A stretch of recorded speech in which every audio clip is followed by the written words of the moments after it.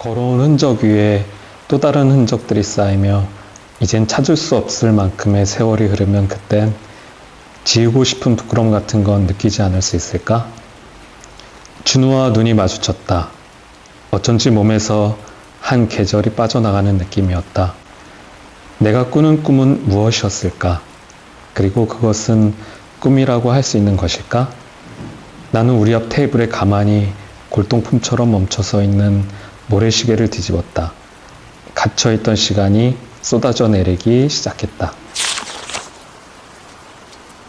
안녕하세요. 오랜만에 인사드립니다. 소설 쓰는 한지혜고요. 오늘은 우리에게 있어 구원이라는 작품 이번에 출간하신 최기성 작가님 모시고 오늘 오랜만에 인사드리게 됐어요. 표지가 예뻐요. 저 사실 이 표지 받고 되게 깜짝 놀랐던 게 하필 이 표지가 도착한 날 딱 비 오는 날이었어요. 그러니까 비가 갑자기 막 쏟아지는 날 딱 문을 열었는데 저희 집 그 마루 문, 창문 상태가 딱 이 상태인데 도착한 소포 봉투를 열었더니 똑같은 거예요. 그래서 제가 이걸 어떻게 같이 놓고 사진을 한번 찍어보고 싶은데 잘 안 되더라고요. 너무 사소한 일이 운명 같을 때 있잖아요. 그래서 되게 반갑고 좋아서 표지 마음에 드셨어요? 네네. 저도 마음에 들었습니다. 최기성 작가님 먼저 인사하시죠. 네. 네. 안녕하십니까. 저 소설 쓰는 최기성입니다. 이번에 우리에게 있어서 구원이라는 책을 통해서 이제 소개하게 되었고, 많은 관심 부탁드립니다.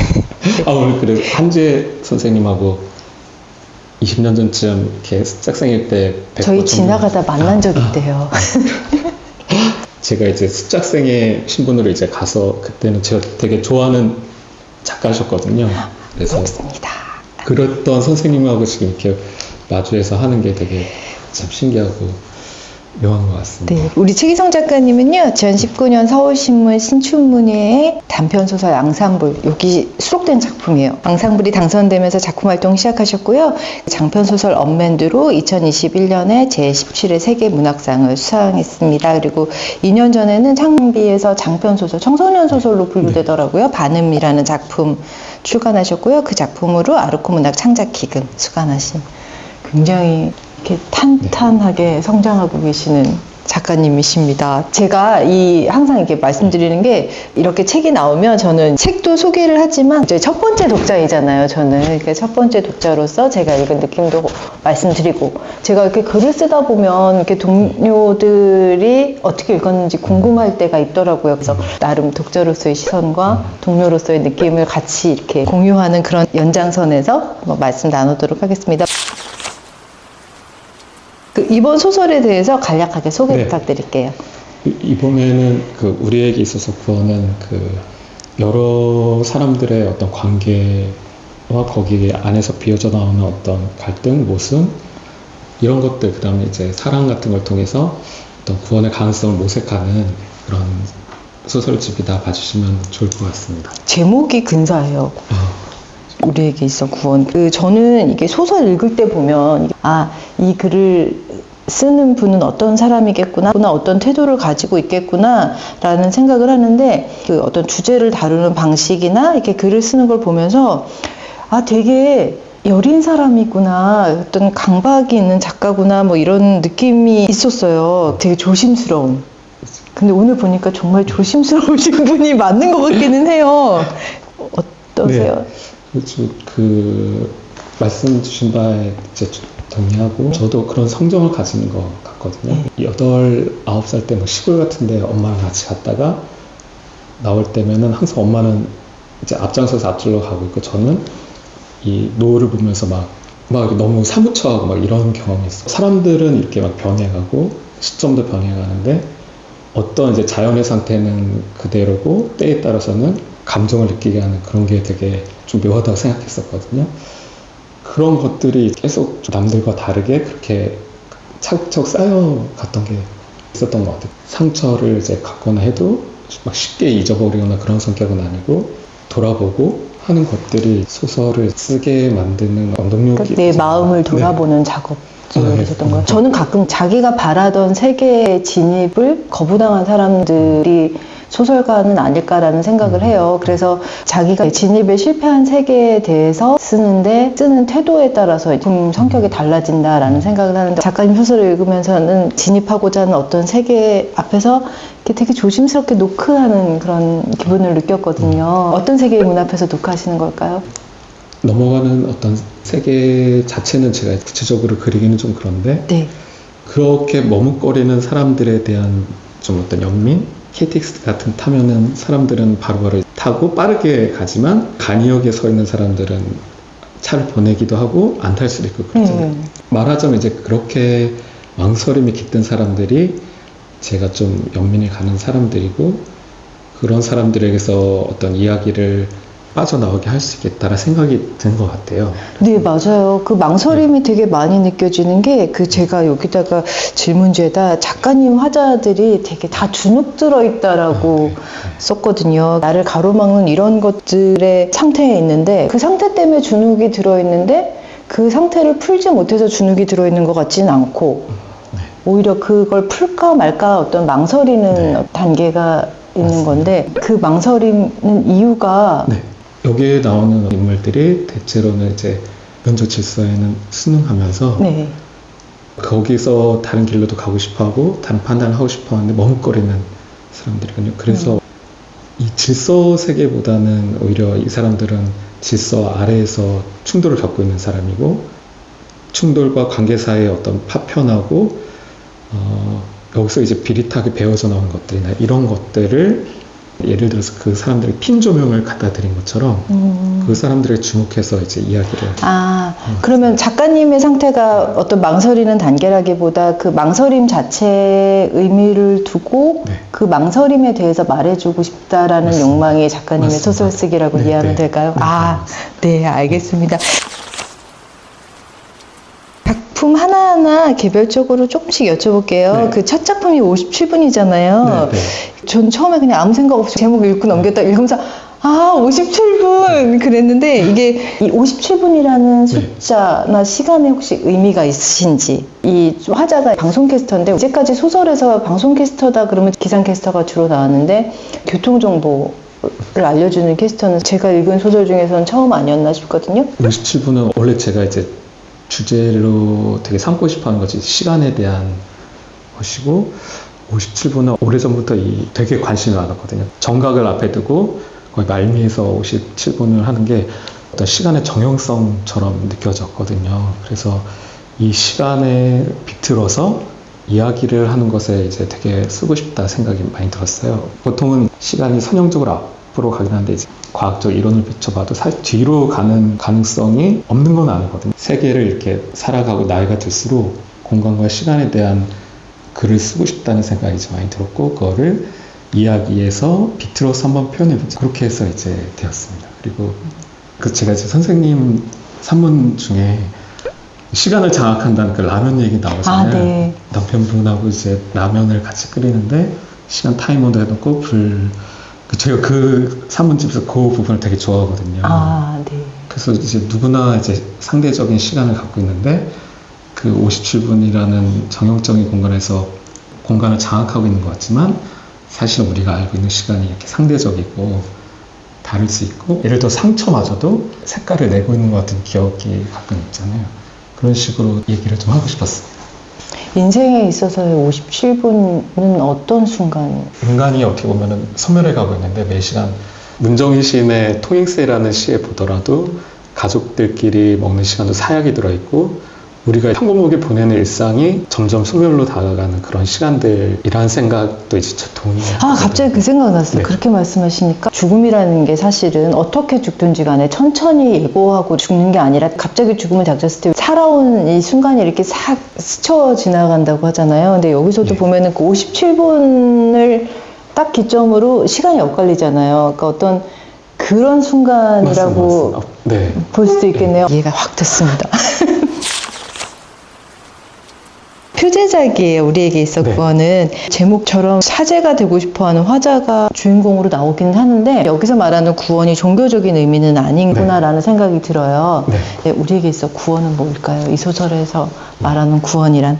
제가 이거 쓸 때가 이제 되게 문학이 나한테 구원이 될 수 있을까에 대한 생각이 엄청 많았던 때거든요. 그래서 이 세계에 진입하자마자 절벽에 든 것 같은 느낌이 들고 있을 때였어요. 그래서 근데 내가 정말 진입하고 싶었던 세계에 들어오자마자 이렇게 벗어날 수도 있겠구나 생각하니까 고민을 많이 하고 있었을 때 이 소설을 쓰기 시작한 거거든요. 이 소설을 쓰면서 느낀 게 제가 구원이라고 생각했던 그것조차도 의심해야 되고 내가 생각했던 어떤 관계 혹은 내가 바라는 것 이들이 나에게 구원이 있을까라는 물음을 일단 여기 투영해 써간 소설이라고 봐주시면 그래서 표제작인가요? 모든 소설을 쓰는 동안 가장 막막했던 시기에 쓴 소설이라고 할 수 있을까요? 그렇기도 하고요. 교정하고 할 때 보니까 그런 메시지를 은연중에 곳곳에 있더라고요. 전 가끔 단지 제목이 좋다는 이유로 표제를 뽑을 때도 있거든요. 근데 선생님 거 다 좋았습니다, 진짜. 네, 아니 그래서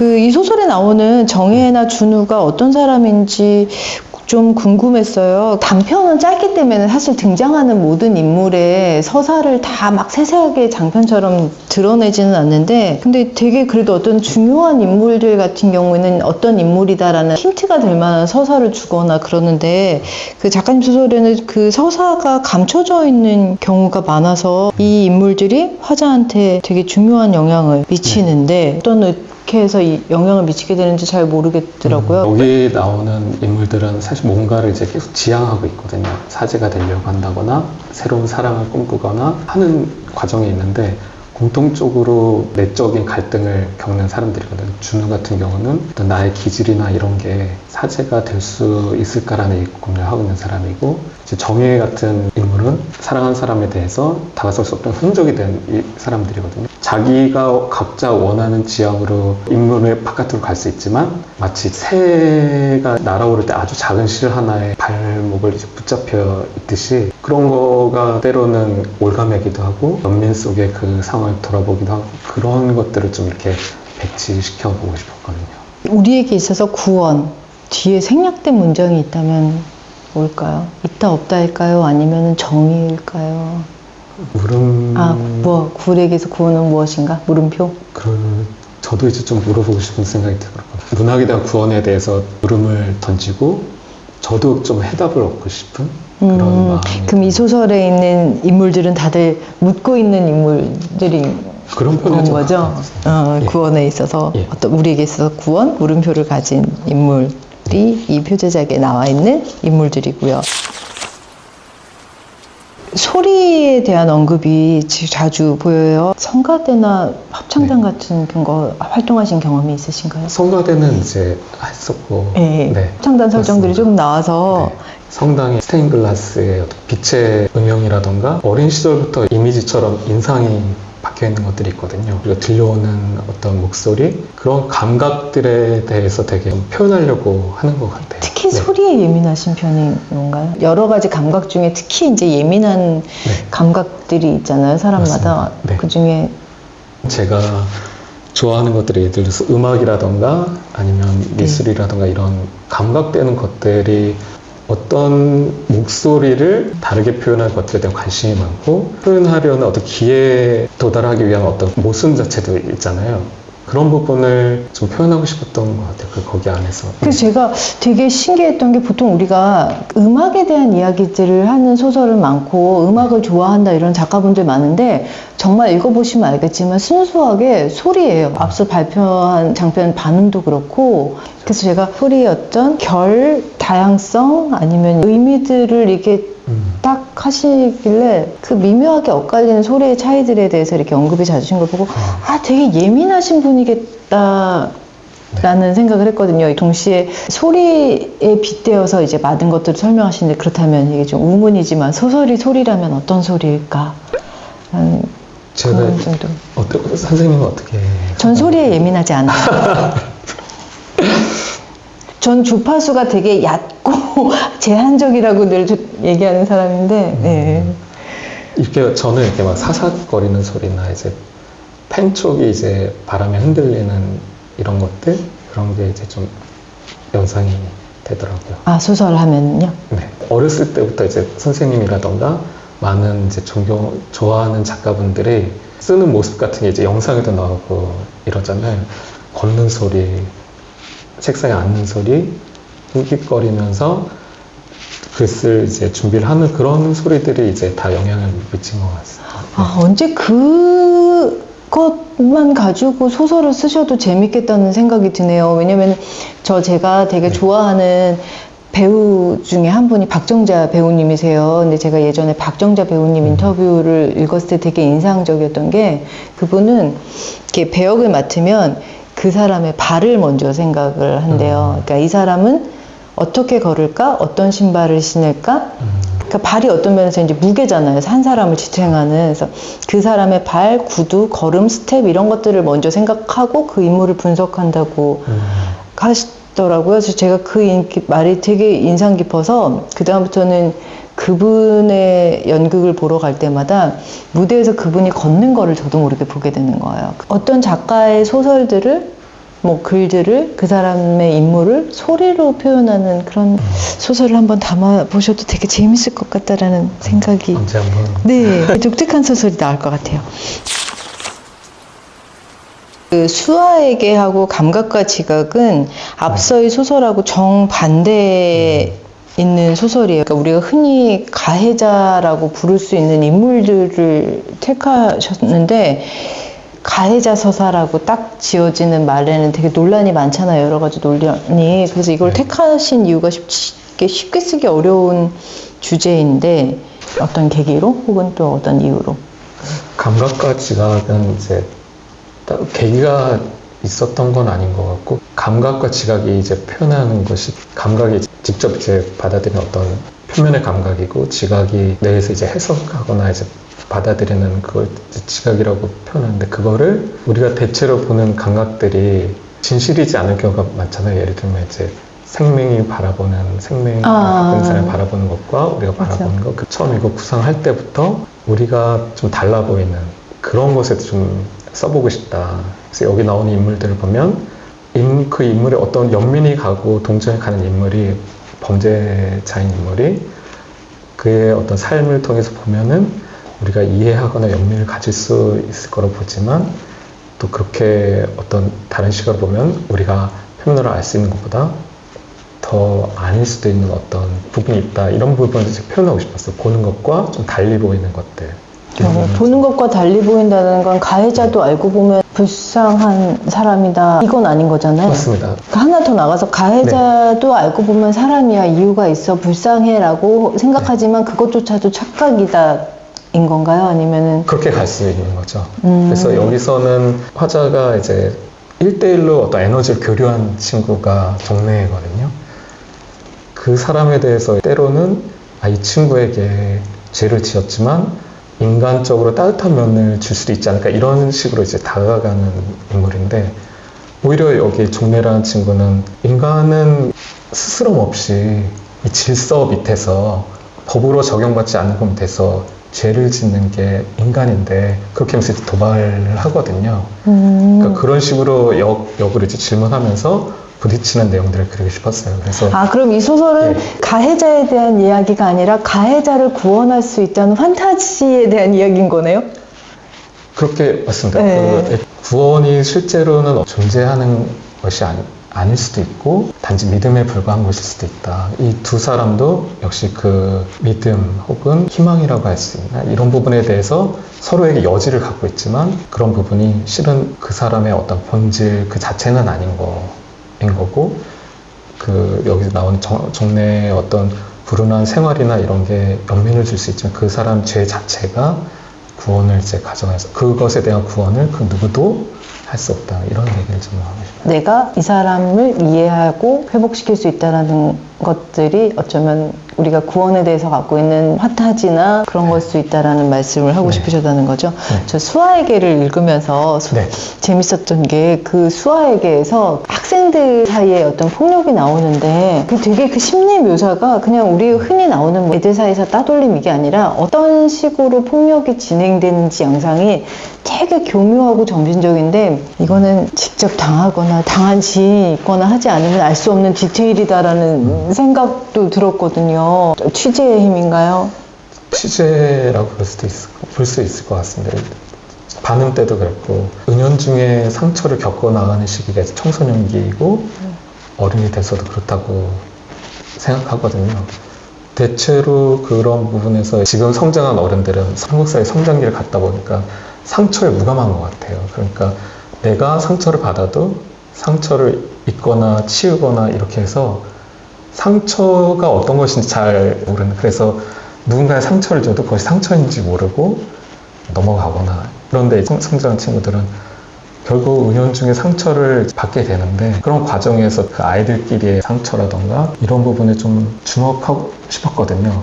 사실은 그 은연중에 서로 깊이 상처낸 부분이 어떻게 이어지는지, 잊었다고 생각하는 것들이 어떻게 드러나는지 이런 걸 좀 얘기하고 싶었어요. 그래서 저는 수아에게를 읽으면서 쓰시고자 하는 주제하고 무관하게 이건 되게 제가 이렇게 감히 말씀을 드려도 될지 모르겠는데 선량함을 가장한 악, 합리화된 악을 설명하거나 묘사하는데 굉장히 탁월하시다는 생각이 들었어요. 그러니까 장편이나 여기 다른 소설에서도 얼핏 드러나기는 하는데 저는 수아에게서 어떤 그 애들이 이렇게 한 사람을 괴롭히는 과정에서 그게 굉장히 잘 드러났는데 사실은 작가님도 스스로 잘 모르고 계시는 게 아닌가 싶은 게 그런 인물을 직조하는데 강점이 있다라는 생각이 들었거든요. 네.